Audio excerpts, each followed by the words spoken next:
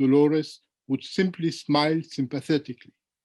But that morning, she had not smiled. If I fell out with my sister tomorrow, would she suddenly be my former sister? Or my brother, my former brother? Family is different. You don't get to choose. You don't get to choose in this case either. A childhood friend is an adoptive brother. You may regret adopting him, but you cannot unadopt him. Adam could have launched into a long explanation about how blood ties were different by their very nature, but in doing so, he would have wandered into muddy terrain. After all, he and his partner shared no blood ties.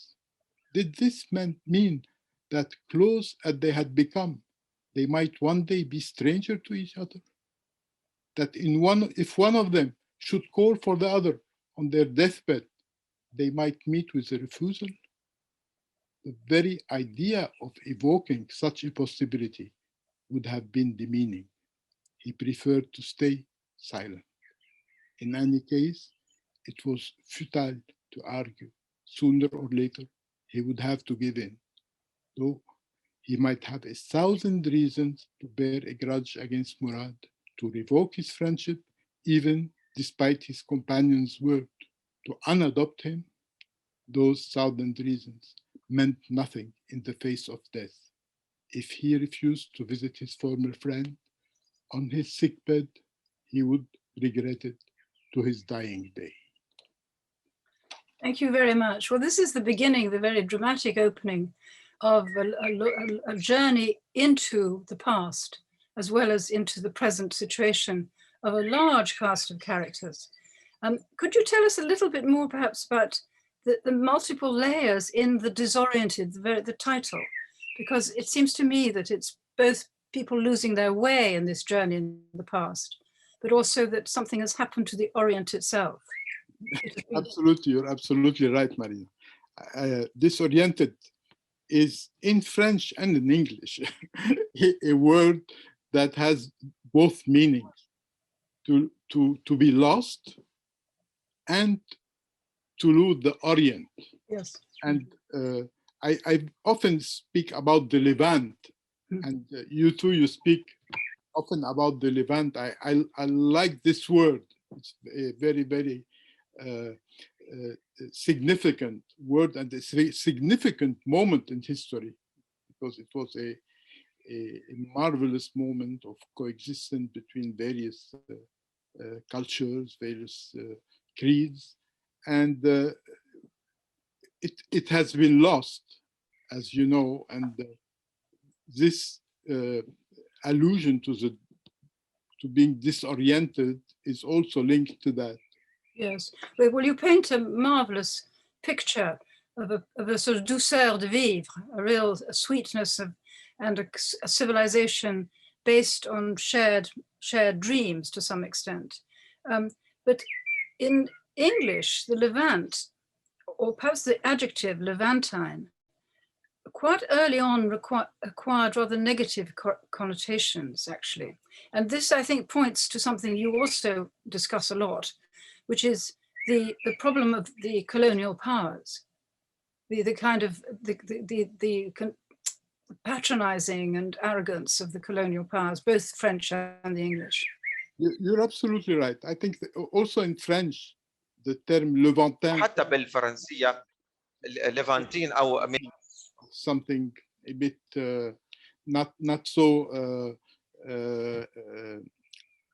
not so honest, not so reliable. I resent it because I think that it's a beautiful word, the Levant. But I think what you said is very true. This Levant, although it was a beautiful moment in history, was only possible because of colonialism. That's the reality. And it disappeared when colonialism disappeared. And one cannot regret it without saying that it had to disappear. Although when one thinks about what happened in South Africa, there was a moment in which it could have, Mandela could have decided that he did not want the white population in South Africa because of the role it was playing, like Nasser decided that he didn't want to have these foreign communities or those Egyptianized people in his country.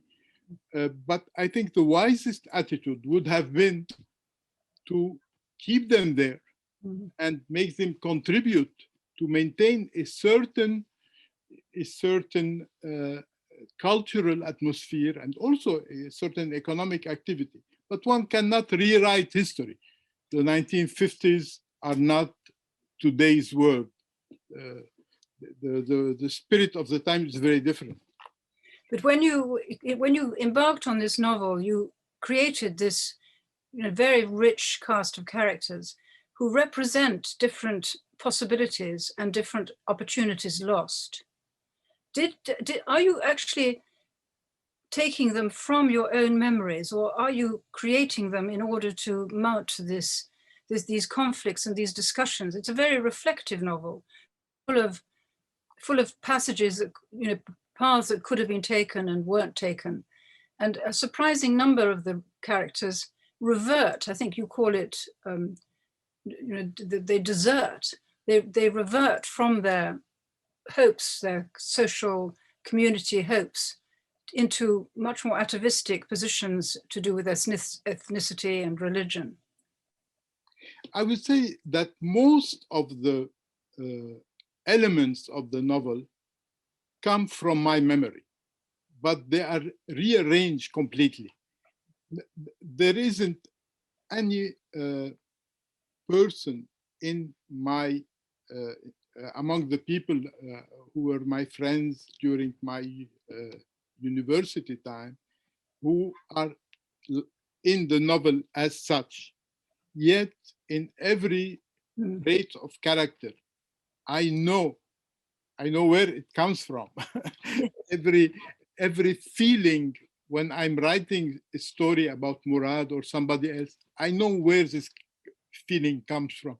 I know who are the people whom I trusted. I thought that they would be the builders of a new country, and who betrayed, in my view, like in the view of Adam in the book, who betrayed because they accepted to go along with all the faction and all the compromises. And so it's both entirely from my memory, but nothing is kept as it is in reality. It was in reality.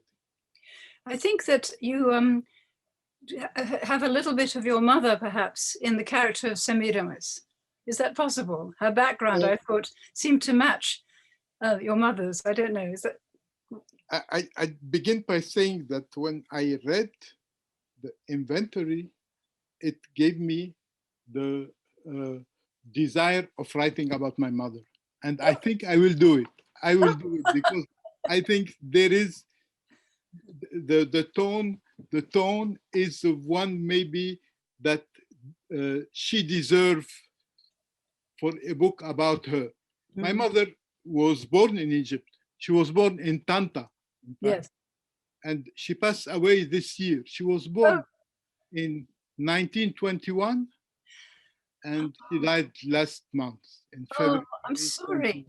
Yeah, but my mother was born in 1922. Yes. It was a marvelous life of almost 100 years. And she loved Egypt, although she lived there only during her young years.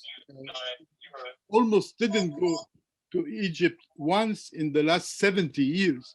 Yet, to the last moment, she would talk every day about Egypt with a very clear memory about Egypt, about the Jazeera Club, about Heliopolis, where she lived, about Alexandria. She was in love with Egypt to the last moment.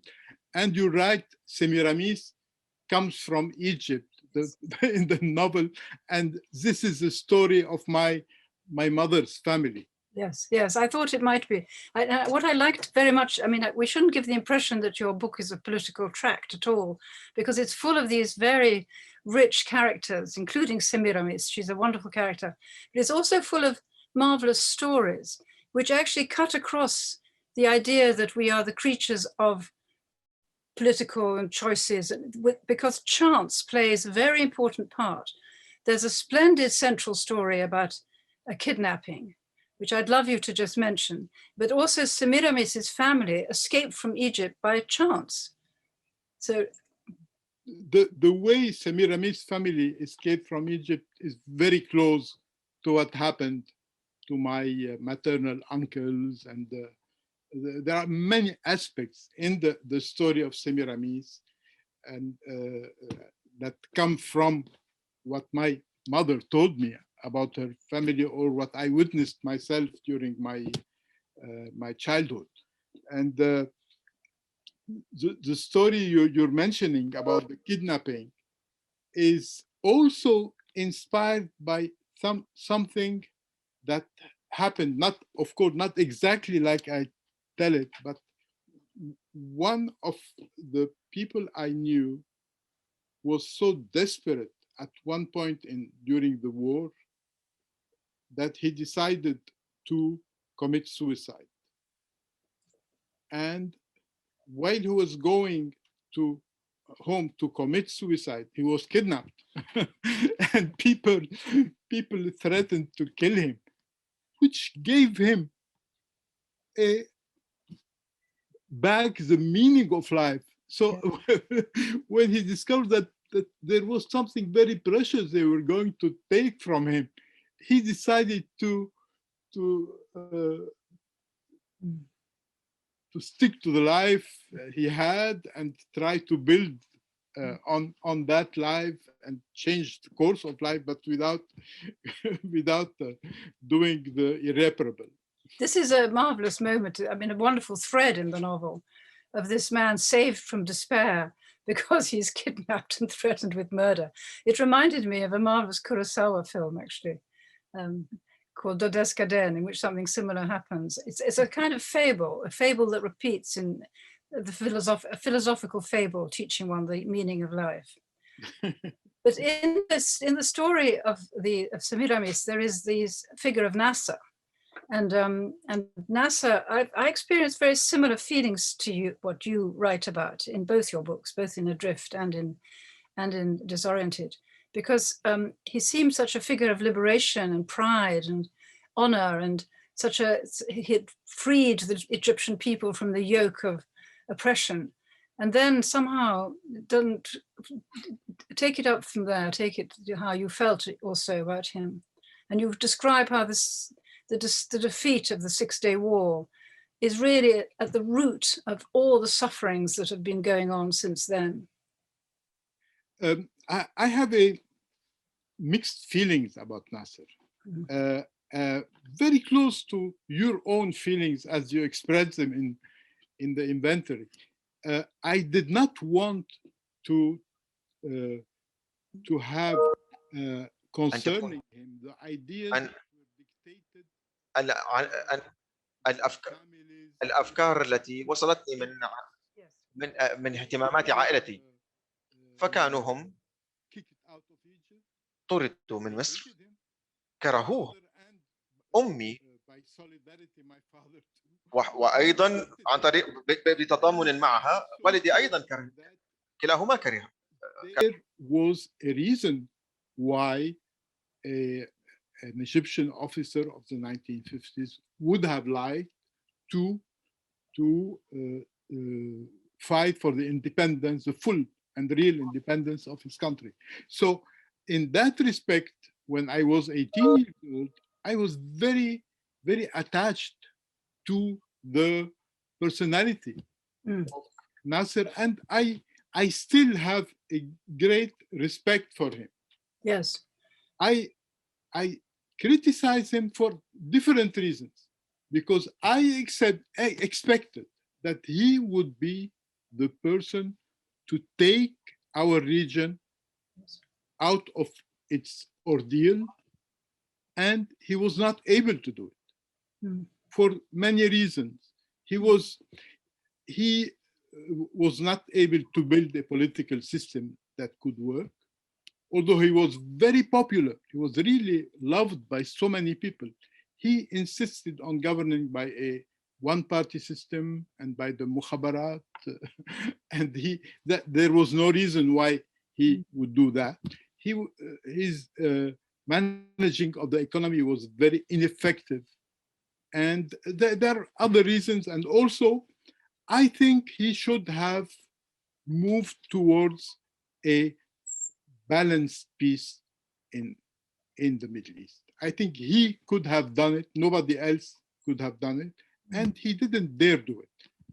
He let people push him towards a completely disastrous war, the 67 war, which wrecked the whole region and I think contributed in wrecking the world as we know it today. I think many of the problems we are facing in the world come from the fact that instead of building something like a balanced peace in that part of the world, we went to this horrible catastrophe in which the Arab felt completely in despair, and still feel despair, and peace has become almost impossible. But I think there was a lot of, I remember my father, after his bookshop was burned down in the prelude to Nasser coming to power in 52. And I remember how, he became so much more aggressive in his own rhetoric and speech than he had been before, when he was really very, adored Egypt. And suddenly this drove a kind of collision course. And so, as you know, Israel, France, and Britain went to war with in 56. So that was, and that debacle of Suez has led to, also contributed. The 6-Day War definitely, but also the earlier period contributed to this cleavage, this separation we now have, which is a disaster for the world. But let's go back to the way you've written The Disoriented, because it's the most beautifully crafted book, where you use many, many different techniques of narration. You talk in the book about seeking the memory traces and piecing them together. And the book is like a great tapestry. It's a bit like the Arabian Nights, because it's one story inside another story. Do you want to say something about your choice of narrative techniques? I enjoy very much narrative techniques in which there is not only one voice. Mainly, I think, because there is not only one voice in me. There are many voices, and I cannot express them through only one way of speaking. So there is the direct and the indirect. There is the narrator and the person, the person about whom there is a narration, and also others.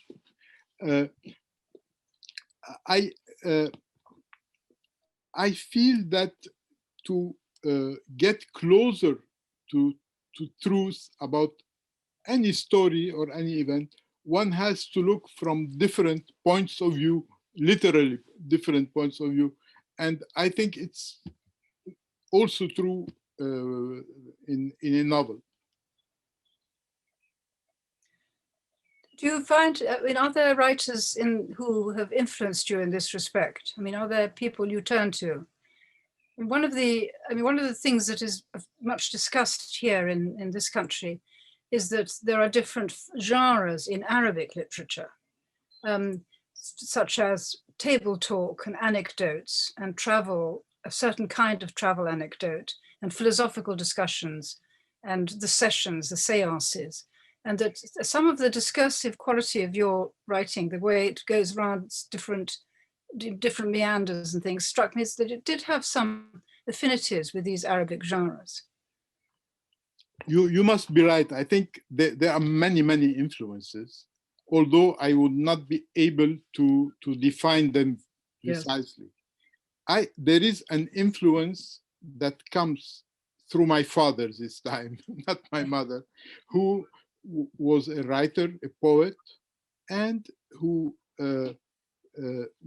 were very often would tell me stories about Arab history, about literature. He once told me that he knew 100,000 Arab verses by heart, in his memory, and I believe him. He had a marvelous memory, which I don't have. And I think that most of the influence of Arab literature come from him and orally, while most of the influence of Western literatures come from what I read. Although even when I began to read, the first books I read were Arabic translations that were published in Cairo of novels for young people, Ivanhoe and Prisoner of Zenda. Zenda, I noticed that. We all read the same, yes. book. There was a collection of books called Auladuna in Egypt, and I think I've read all of it.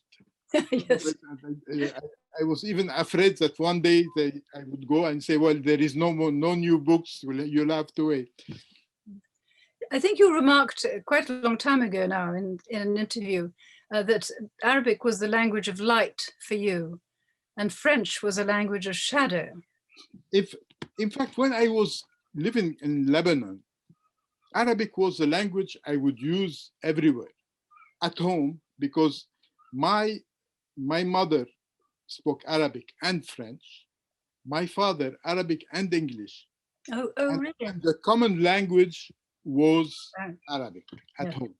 Of course, when in the street, it was Arabic. I began working in An-Nahar, which was an Arab language daily. So the language of the public language for me was Arabic. And that's probably why when I used to take notes in notebook, which I had in my pocket, I would do it mainly in French, because it was the language of a bit of secrecy. And it was a huge change for me when I moved to France 45 years ago, and I was in a country where everything goes in French. So it was very unusual for me. And then I began to work in Jeune Afrique and to write in French, and then I wrote the books in French. So the place of languages changed a lot during the course of my life. French, of course, itself has changed a huge amount.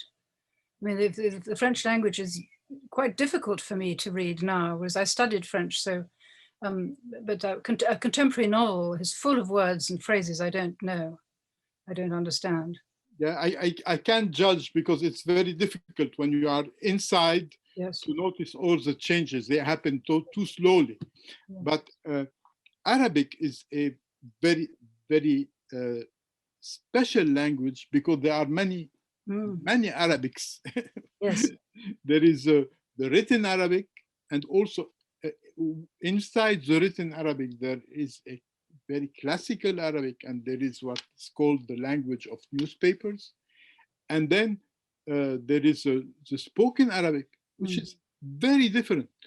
In my house, there was both the Lebanese and Egyptian. So I was able to listen to them, and there are dialects that I understand well, like Syrian, Palestinian, to some extent Iraqi. While when I'm in the Maghreb, usually I prefer to speak French because except for some people, it's difficult when people speak in dialect in Algeria or Morocco. It's more difficult for me to understand. Or to be more precise, when they address me, I understand because they standardize the language. When two people are talking together without noticing I'm here, I understand very little because there are so many differences between the dialects of Morocco, Algeria, and the ones I'm used to.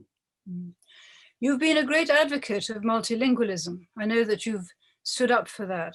And of course, we in this country, as we are now speaking in English, have this kind of strange hegemony that we can expect people to speak English, even in groups in which nobody is a native English speaker. You will get English as the, what do you think the possible measures are that we could continue to support the learning of languages? It's dying out in this country. I think it's very important not to be monolingual.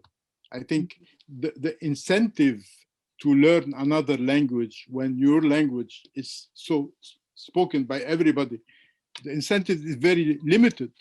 But I think people should make the effort of learning something different, because I think the mind needs at least two languages in order to relativize the words and the languages. And I was asked once to chair a commission about multilingual solutions for Europe.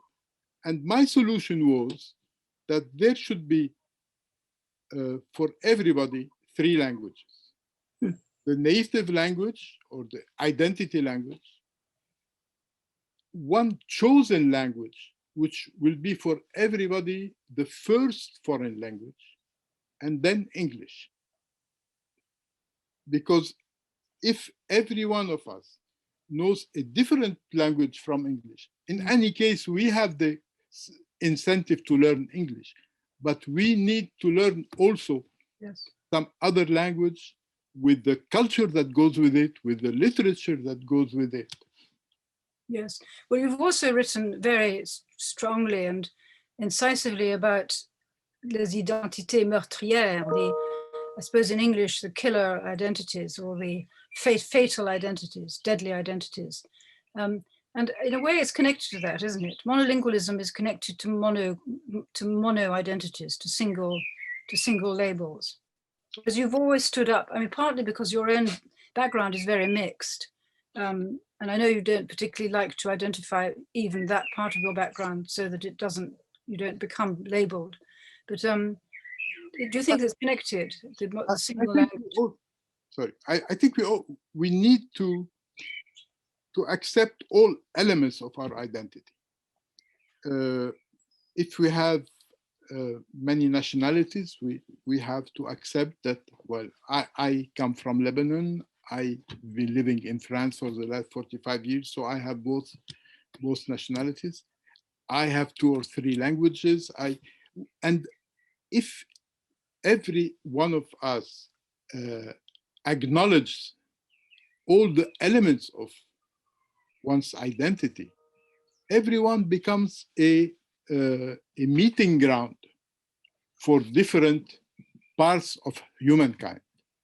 When we stress only one aspect of our identity, and the world pushes us in that direction, everything today pushes us to just to assert one aspect. I think that is what creates what I call the murderous identities. Yes, and also you have more possibility of creating a sense of belonging. Do you think? I mean, that the home becomes a less narrow place. Absolutely, and we contribute to allowing people to live together, and we contribute to having societies which live in harmony. And if everyone is in a fortress of one's identity, it's permanent war among people, and unfortunately we're drifting toward that in today's world. I mean, the thing is that, you know, you and I are the same generation. we do speak in that vein of our generation, and the young, I mean, a lot of the young do not agree. They think that this is, you know, old humanism, and something is, you know, doesn't fit the conflicted conditions and the impoverishment of so many minority groups, and they need to assert themselves in order to have a place in the general consent, the general community, that they're excluded, that humanism is not embracing, that it's also exclusionary. I'm not sure that humanism, if it's well understood, excludes anybody. I think sometimes it had been used to exclude, but it is not the essence of humanism. The essence of humanism is to include everybody. And if some culture, some civilization has played a hegemonic role, this can be corrected. This has to be corrected, but not by splitting humanity into tribes that will be fighting against each other forever. But Yes. you're right, this is the spirit of our time, and we have, I think, to fight against this aspect and to promote again and again a balanced humanism.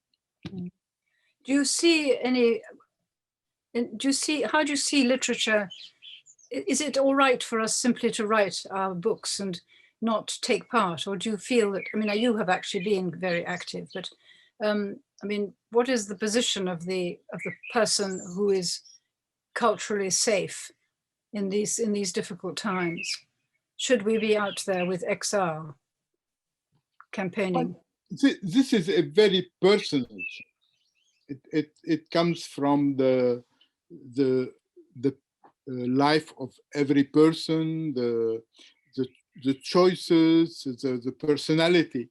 My own experience is that my contribution can be mainly by writing, and I don't feel I can do anything else. But I have great respect for people who can play a political role and contribute to struggles, to social struggles. But I have a temperament of somebody who's very content by being in a very small place.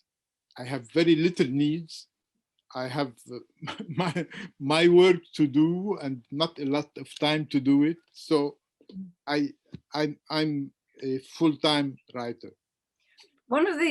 Several of the characters in The Disoriented have actually become very wealthy, very successful, quite a number of them. And one of them says that the real enemy of our times is mammon, is capital. I think I have among my friends people who became very rich, and it has never been my aim. I feel one should not be rich and should not be poor. I think I agree. To have enough money to not to need anybody, not to need anything, but money is not my motivation in life. However, when I look to the world as it had evolved in the last few decades, I think there is an intrusion of money in some areas where it is not welcome. For example, in art, I think money has taken too much importance in art, in determining what's the value of paintings. I don't think it is good for art to have so much money involved. And there are societies who are built on money, and even today on speculation, on and I think this is in French we say malsain. It's unhealthy and very unhealthy, very unhealthy. I think money should have a a place, but not a dominating place. It should not intervene in everything. It should have a limited role in our lives. One of the ways that we see cultural power being exercised is, of course, through museums and art galleries. And there are many rows going on at the moment, but perhaps not to talk about the actual rows about who has got what pieces of art, of works of art, but what about the soft power of the new museums in the Emirates? Do you think the Louvre Abu Dhabi is a kind of is a good expression of coming together, of the cultures coming together? I think yes. I think it is a good thing to have art from everywhere, going everywhere. I don't think art should be limited to a certain area in which it was created. Of course, one has to recognize the contribution of everybody, and there should be some kind of financial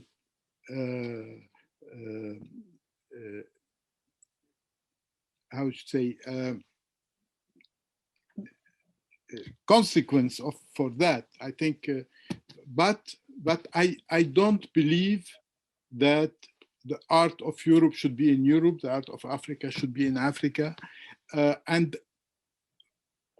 from the experience of my country, I would not like all of the past of my country being concentrated in 2 or 3 places that are not safe. I would not like the past of a country like Afghanistan, for example, yes, being subjected to the decision of some people who at one point decide that this statue should not be here, or so. I think it is a problem that should be solved by humanity, because I am one of the naive people who believe that humanity should one day become one human nation with many ethnic groups and many creeds, and but one nation solving all its problems together, not by fighting and not by destroying each other. Mm. Well, it's a dream. It's a dream that I suppose the actual art of recording what happens, as literature does, as poets do as well, can help towards that, for us to take stock. It's a kind of act of witness on your part. And but your work is buoyed by quite a lot of hope. There's more hope in your work than there is despair. I think the duty of a writer is to have lucidity and hope. Mm. I think despair is never a solution. And if one feels inclined to spread despair, it's better not to speak at all and not to write at all. I think that what gives us legitimacy for writing and talking is to try to find ways out of the mess that is today's world. If we don't find solutions, we just don't speak. And in any case, I don't feel I should speak if it is to say there is no hope, there is no way out. So good. Well, I think now we should go to questions. I think the time has come. Is that right? Thank you so much. Thank you, Marina. Thank you. I think, Molly, are you there?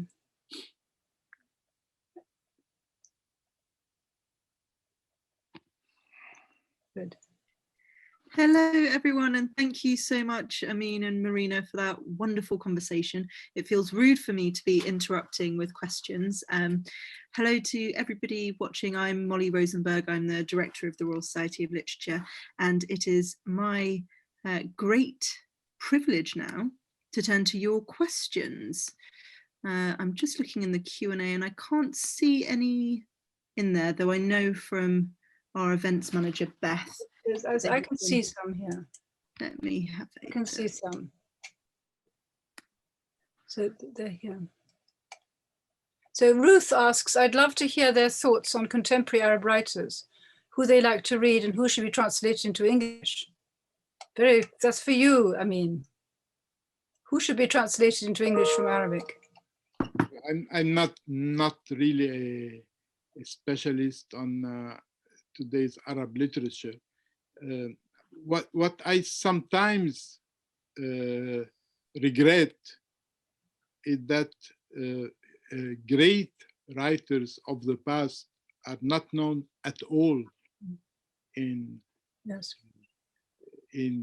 outside the Arab world. Well, there's quite a lot. The Library of Arabic Literature is bringing out some marvelous translations and classics. And one of my favorites is Leg Over Leg, the Al-Shidiak. Fantastic novel. And that's got the quality I was probably one of the very first novels written in Arabic. Yes, and it's a magnificent work. And it has got some of those qualities I was talking about, that it's very discursive and reflective, as well as being full of characters. Have you found them now, Marie? I have got a question for both of you. So Marina, you can answer this one too. From Jan Wolf. The sense of home is a profound one. Do you think people of Arab nationality have always felt there is a cuckoo in their nest? This is the well, I mean, the whole sequence of disasters that befell the region certainly include the way Israel was created and what happened to the Palestinians. There's no doubt about that. I think a lot of people in Israel would agree with that too.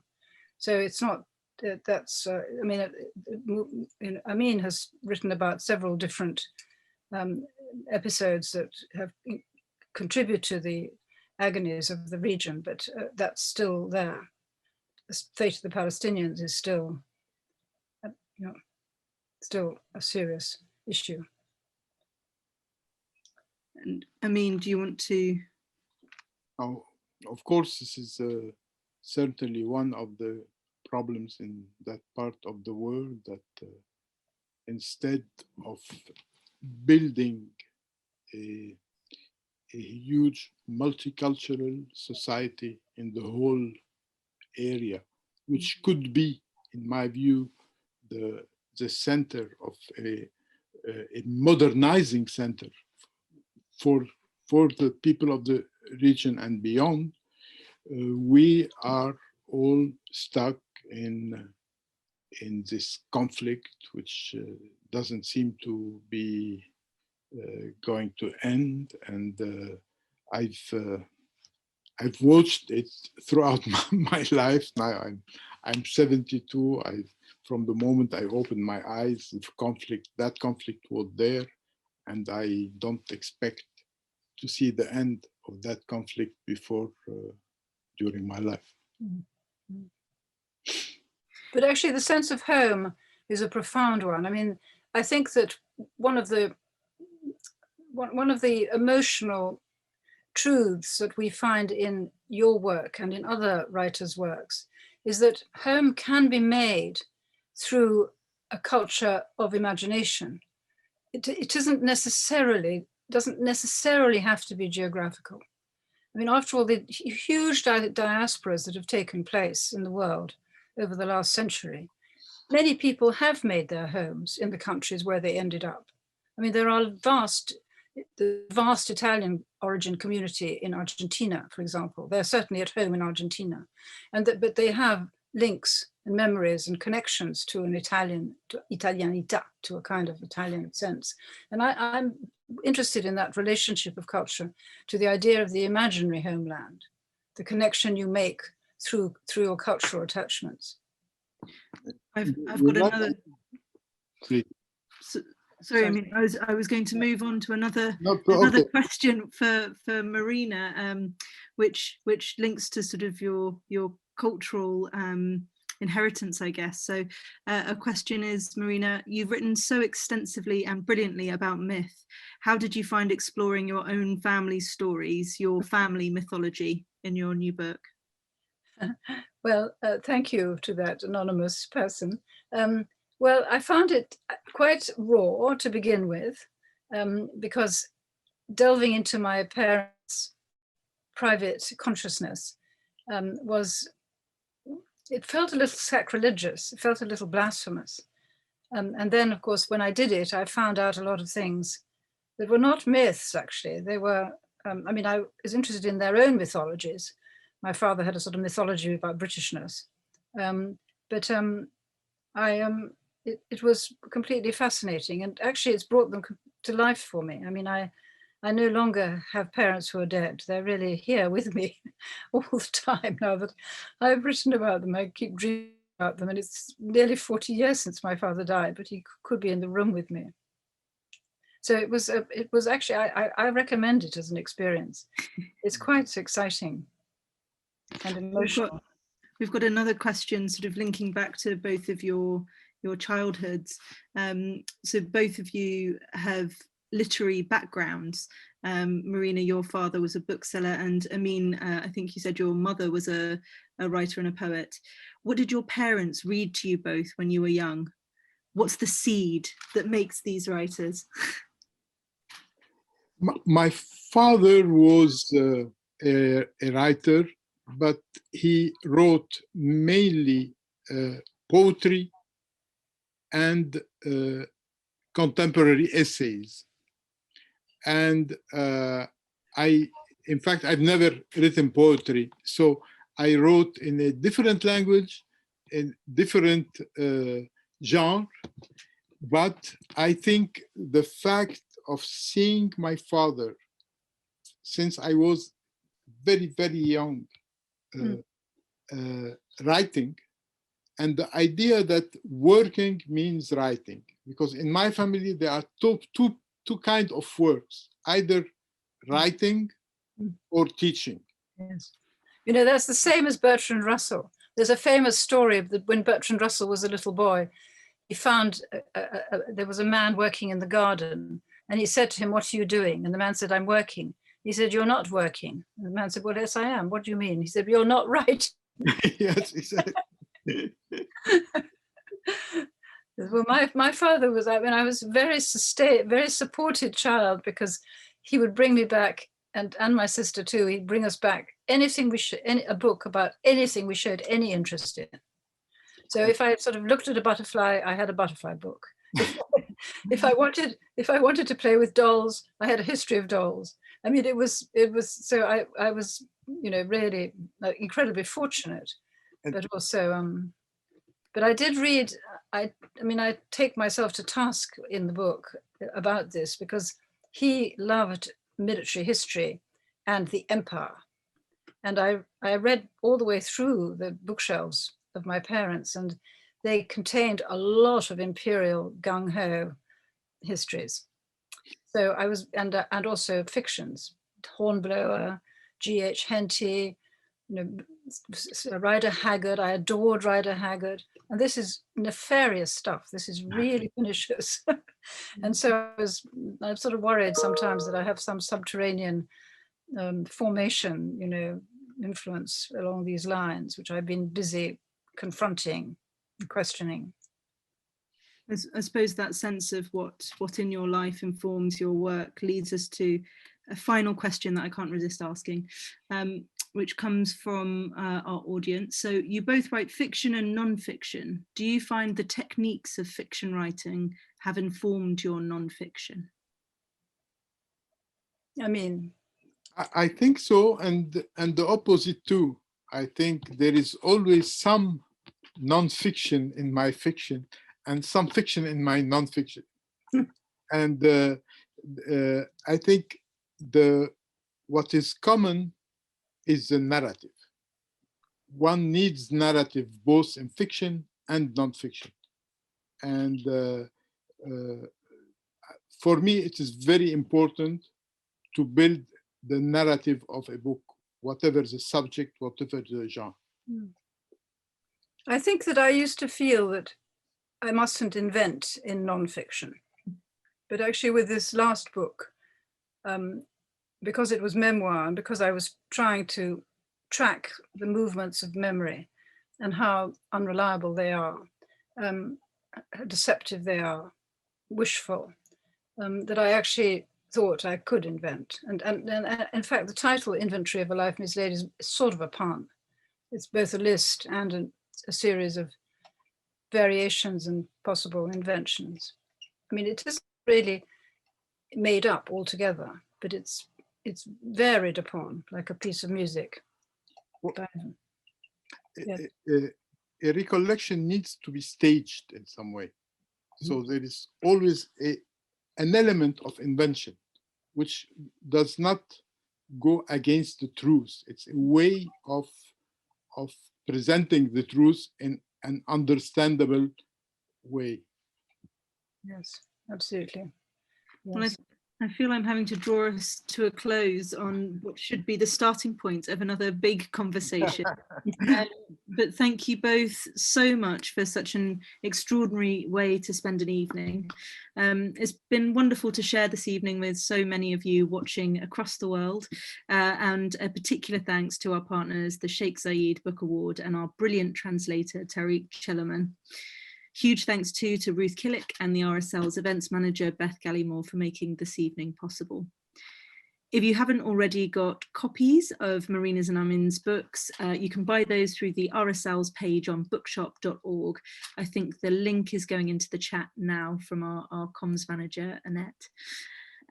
Every book that you buy through bookshop.org comes to you from an independent bookshop, so it's a great way to support those bookshops too at a difficult time.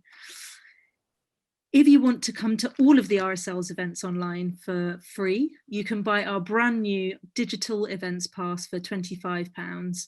That'll give you access to around 25 events about words in all their forms over the course of a year. And there's a link going into the chat for that now. Thank you, Speedy Annette. Or you can find it on the RSL website.